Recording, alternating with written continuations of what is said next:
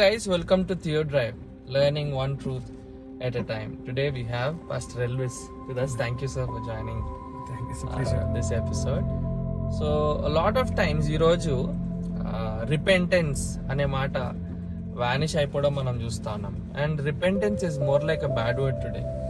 పశ్చాత్తాపము అంటే అది మనం వినొద్దు, అది మనకు అవసరం లేదు అని వివరింపబడుతున్నట్టు చూస్తా ఉన్నాం. ఎందుకు అంటే బేసిక్గా ఈవెన్ సైకాలజీలో కూడా repentance is considered as self harm.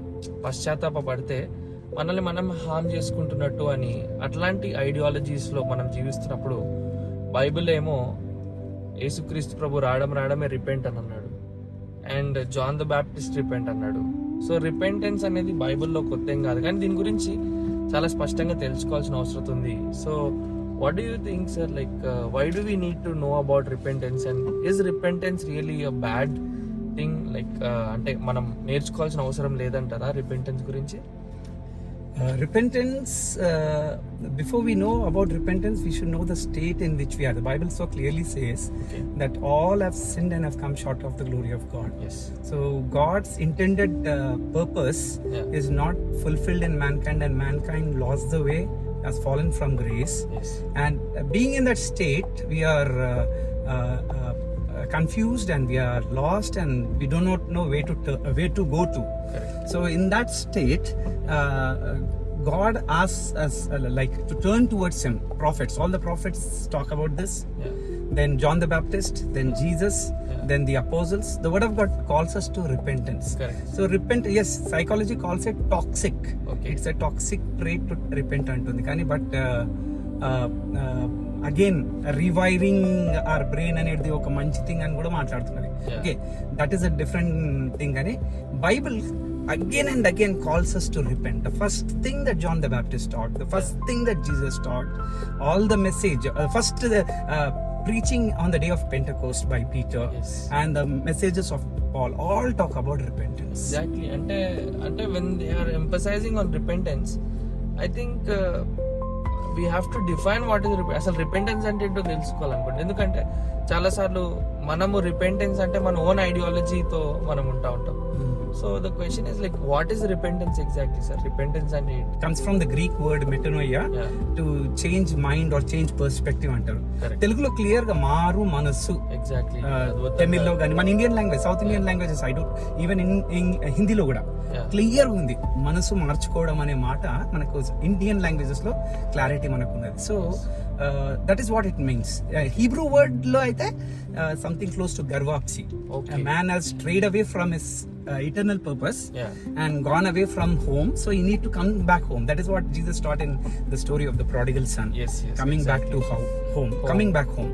So it is returning to the plan of God. See, Adam ki God defining things or naming things authority chad, because he was in tune with the mind of God. But when he fell into sin, he started redefining evil ni good ni evil ankoni. So we need to change that. Exactly. So repentance అంటే change of mind. So తెలుగులో ఏమంటే మారు మనస్సు అని మనం గుర్తించాలి. So how does this take place, like and what do we have to know about repentance? Repentance అనగా word స్టడీలో చూస్తే జస్ట్ మనసు మార్చుకోవడము, makes it look so simple.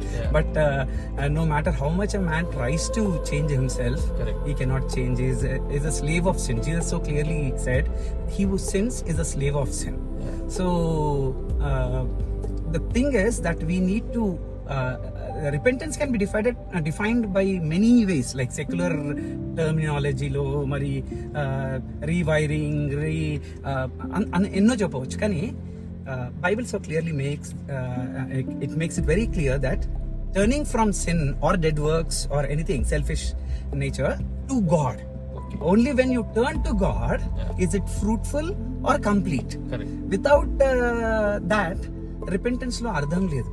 Like we are, the Bible again talks about ఏది కుక్క తన వాంతికి తిరిగి వచ్చినట్టు, పంది తన బురదలోనికి వెళ్ళినట్టు మారుతారు. కొద్ది రోజులు బాగుంటారు, మరలా తిరిగి అదే స్థితికి వెళ్తారు. But when you link yourself, when you connect yourself to God, when you come back to God, then that repentance is fruitful. అప్పుడే అది ఫలభరితమైనటువంటి. సో కేవలము అంటే మారు మనస్సు అన్నప్పుడు అంటే మనం ఉన్న స్థితి నుంచి తిరగడం మాత్రమే కాదు కానీ దేవుని వైపు తిరగడం. Correct it's turning to God. Correct exactly. So sorry చెప్తే ఏదో పాపం మానేసినాం, సిగరెట్ మానేసిండ్రు, లేకపోతే తాగడం మానేశారు, this is not repentance. This is like ఏంటంటే కాన్సిక్వెన్సెస్ భయపడి డాక్టర్ ఏదో హెల్త్ ఖరాబ్ అయిపోతుందని చెప్పేసి దేవుని వాడుకొని వాళ్ళ అవసరతల కొరకు చేయడు కాదు. మనం ఏం చేయాలంటే మన స్వార్థం, మన ఇండిపెండెంట్ ఫ్రమ్ గాడ్, దేవుడు లేని జీవితం నుండి దేవుని వైపు తిరిగి ఇక నుండి దేవా నీవే నడిపించు, నీవే ఈ జీవితాన్ని ఇచ్చిన దేవుడు, నీ చిత్తానుసారంగా నన్ను నడిపించు. నేనైతే నిర్ణయం చేసుకుంటున్నాను, I make a decision to come back to you, so you make it fruitful అని మనకు అప్పగిస్తే God will make that perfect. Exactly.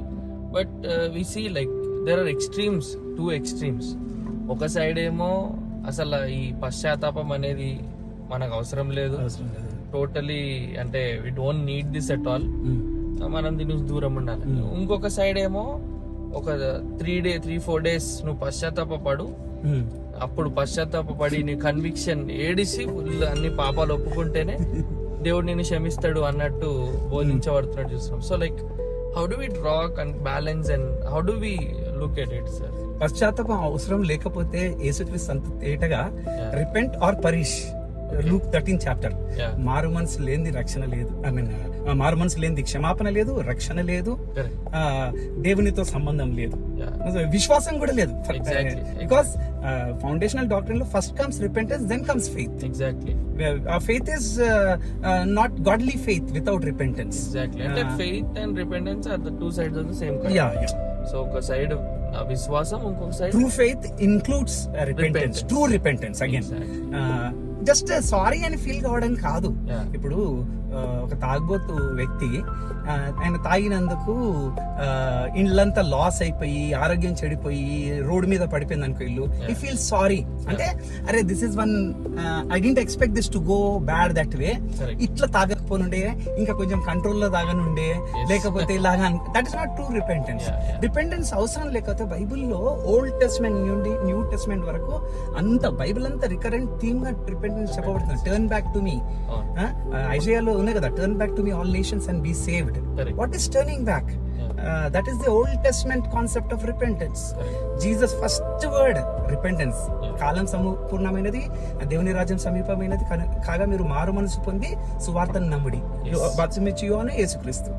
Pentecost దినం మేము ఏం చేయాలి రక్షింపబడినట్లుగా అనంటే మీరు అందరూ మారు మనసు పొందండి. మారు మనసు ఇంపార్టెంట్ కాకపోతే చెప్పకపోతుండే. And one more thing is, మారు మనసు అనగానే you wicked sinner, if you don't repent I will kill you or I will throw in the lake of fire అన్నట్టుగా కాదు. God is not calling like that. దేవుని వాక్యం తేటగా రోమీలకు రాసిన పత్రిక 2:4 ఏమంటుందంటే God's kindness leads us to repentance. So if you have tasted the kindness of God, you will repent. God is not out with a hunter whip saying repent you lousy sinner antaledu. He is actually calling us gently like a father saying nana change your life better, for your own good I am saying change your life better ani pleading చేసినట్టుగా లేదా command ఉన్నది definitely, but is telling for our own good. So and again as you said, it is not a one time repent, 2-3 రోజులు repent అయ్యి అయిపోతే కాదు. It starts with a one-time event, decision, but it is a lifelong process. If not, Revelation 2nd chapter లో 3rd chapter లో churches ని repent గా మన God అనుకుంటుంది. కానీ ఈ రోజు మన ఐడియా ఎలా ఉందంటే, సో ఒకసారి పశ్చాత్తాపడ్డ జీవితాంతం అంతటికి అది చాలు అనే అనుకునే అభిప్రాయంలో ఉంది. ఏమనుకుంటున్నారంటే వాళ్ళు మారు మనసు పొందినాక యేసు ప్రభు నేను అక్సెప్ట్ చేయలేదని అనుకుంటున్నావు, నీకు విశ్వాసం లేదు కాబట్టి మరలా మారు మనసు పొందుతున్నావు అన్నట్టు. But the word of God says repentance is a life long process. It's not like I washed my clothes or I turned away and once for all it అయిపోయిందని కాదు. Continue in that repentant attitude until the end of your salvation process. అనగా నేను అన్య దేవతల నుండి దేవుడు లేని జీవితం నుండి మారు మనసు పొందాను, ఇంకా ఆయన ఆజ్ఞలన్నిటినీ నెరవేర్చుకొనుటలో ఆయన చిత్తానుసారంగా మలచబడుటకు ఎప్పటి వరకు అంటే రూపాంతరం అనుభవంలోనికి వెళ్ళి క్రీస్తు రూపులోనికి నేను పూర్తిగా మార్చబడే వరకు నా రిపెంటెన్స్ ప్రాసెస్ కంప్లీట్ కాలేదు. ఎగ్జాక్ట్లీ. అందుకే పాల్ వాషర్ అనే భక్తుడు ఏమంటాడంటే repentance is not a part of the Christian life, it is the Christian life అని అంటాడు. సో అంటే that's what even you were saying, అంటే పశ్చాత్తాపం అనేది ఒక భాగం కాదు, అసలు మన క్రైస్తవ జీవితం అంతా కూడా పశ్చాత్తాపంతో ఉండాల్సిన అవసరంతో ఉన్నది. So as you talk about repentance sir, like అసలు రిపెంటెన్స్ గురించి ఒక్కొక్కరు ఒక్కోలాగా చెప్తున్నారు. సో అట్లాంటి టైమ్స్లో అంటే బిబ్లికల్గా వాట్ ఈస్ నాట్ రిపెంటెన్స్ అనేది కూడా మనం తెలుసుకోవాలి. ఎందుకంటే because we are being fed with something that is not true as true. So అది ట్రూత్ గా నమ్మితే నిజమైన రిపెంటెన్స్ మనలో కలగదు. So like what is not repentance primarily, అసలు పశ్చాత్తాపం అనేది ఏమి కాదు అని ఎట్లా మనం ఆలోచన చేయొచ్చు sir? Repentance, there are some people who were not accepted or their repentance was not approved by God. For example, we see in Old Testament Esau repented. Repented and anacho mari just if regretted that decision. Correct. But complete repentance ani manam dani teeskoledu because he was worried that he didn't get he was sorry that he didn't get the right blessings. Yes. If doing sin benefited him, he would have not regretted that decision. Correct. So the driving factor of many people's so-called repentance is whether I'm benefited by it, I'm blessed by it, am I successful because of it. So blessings, materialistic blessings, fame, ఇవి దొరికితే ఇక నేను repent గాను, అవి దొరకకపోతే repent అంటే their end goal is success. They are not, but the true repentance is aimed at glorifying God. Not my blessings. I sought my own. Prodigals అని ఏమన్నాడు, నా ఆశలు తీర్చుకోవడానికి వెళ్ళాను నేను, నా ఆశలు తీర్చుకోవడానికి వెళ్ళాను. అఫ్ కోర్స్ ఈ సా దట్ ఫాదర్స్ హౌస్ లో చాలా సమృద్ధి ఉన్నది అవన్నీ చూశాడు, కానీ but mainly he repented because he broke the heart of the father and he came back. So God is not waiting until we come to the perfect stance ani God kani repentance again, turning to God, as John MacArthur told, the direction is important in the beginning stage.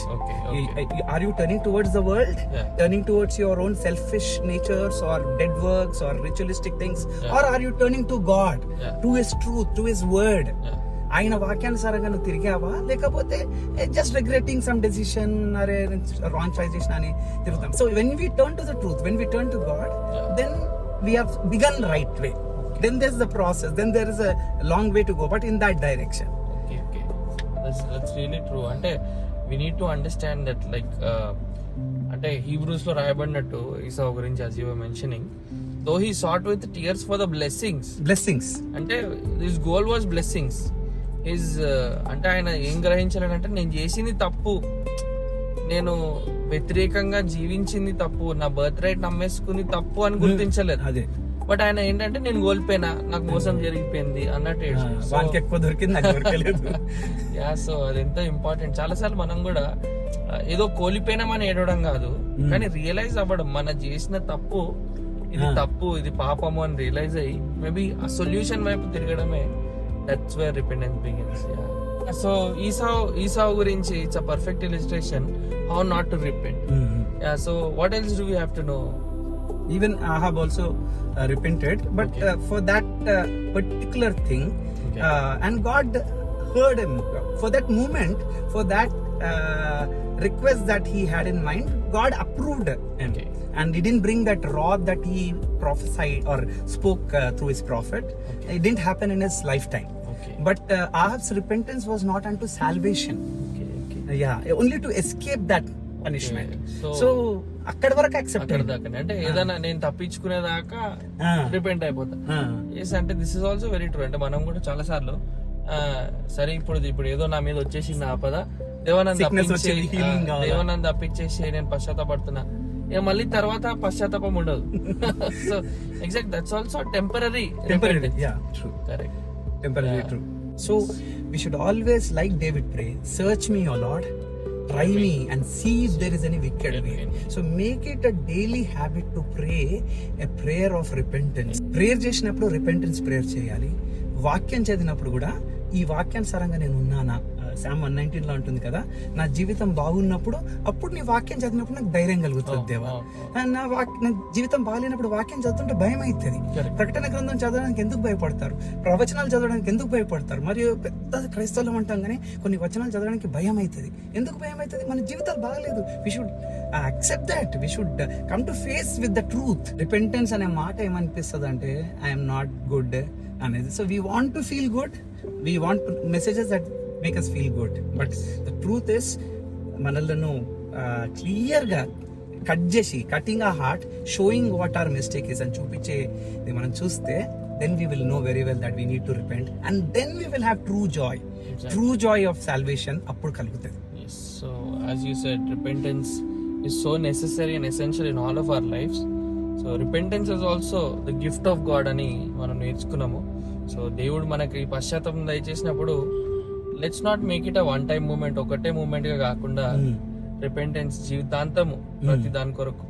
Church హిస్టరీలో Jonathan Edwards అని, Philip Melanchthon అని, వీళ్ళందరూ కూడా they use to have list అనమాట. Lord ప్రభా, ఈ రోజు నేను ఇన్ని విషయాలలో నేను పొరపాటు చేసినాను, but you have to forgive me. అంటే this is not some kind of a condemnation spirit అని రోజు అంటారు, కానీ దట్స్ నాట్ ఇట్. కానీ the more closer you are to the Lord, the more definitely we will have a soft heart, కొత్త heart. అది ఆ heart definitely దేవుని సన్నిధిలో పశ్చాత్తాపడడానికి సిద్ధంగా ఉంటుంది. చార్ల్స్ స్పర్జన్ అదే అంటూ ఉంటాడు, the more holier a man becomes, the more he groans for the sin inside of him. So maybe that's what we need to do. I think we as Christians today, kachithanga we need to bring back sermons that preach repentance. We need to cultivate, మనం ఖచ్చితంగా పశ్చాత్తాపం అలవాటు చేసుకొని ప్రతిరోజు పశ్చాత్తాపంతో కూడిన మనసు, పశ్చాత్తాపంతో కూడిన జీవితం జీవిస్తే ఇక అది ఎంతనే దేవునికి మహిమకరం అని మనం ఆలోచించవచ్చు. In Bible lo clear, even we sing that song, great change since I was born, things I used to do I do them no more, places I used to go I go there no more. So that change మన జీవితంలో రావాలి.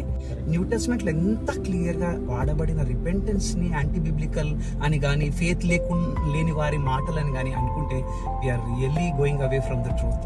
So we need to come back to the New Testament at least. Even if you say that Old Testament మనకు connect అవుతలేదని అన్నవారు, New టెస్ట్మెంట్లో ఎంత క్లియర్గా కనబడుతున్నది repentance. And if you deny that, then no one can help us. So we need to repent, and then we need to come back to the gospel, and we then what will happen, Bible lo cheptunadu kada Peter, repent and the times of refreshing will come to you. Yes. And Joel calls out, fast and pray, tear your heart, rend your heart ani prophet చెప్పి ఏమంటున్నాడంటే, then the Lord will be zealous for his people. All the miracles that he did, all the splendor that he has shown, how zealously he worked on behalf of his people, God will continue to work. The people will be added to the church. We can do great works for the glory of the Lord. When we truly repent, when we do not do it for showcasing our greatness or something, when we truly repent, అప్పుడు దేవుని చేత గొప్పగా వాడబడొచ్చు. దీవెనకరమైనటువంటి సమయంలో వస్తాయి, refreshing times వస్తాయి, and all the purpose of God will be fulfilled in our lives. According to John Owen, genuine repentance includes recognition of sin.